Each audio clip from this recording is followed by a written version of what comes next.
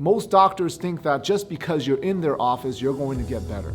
That's not going to happen because your body will not respond just because you are doing what we're doing here. You can be on the best laser, decompression, regenerative medicine, trigger point therapy. You can do the whole shebang.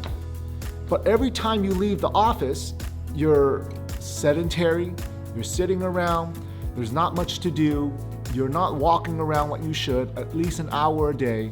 You're not stretching your muscles to open up the blood flow and to relax the muscles.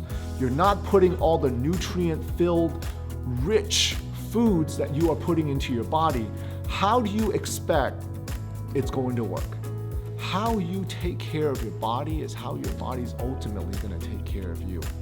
The more you care about it, the more it will care for you. You have to understand you have one body.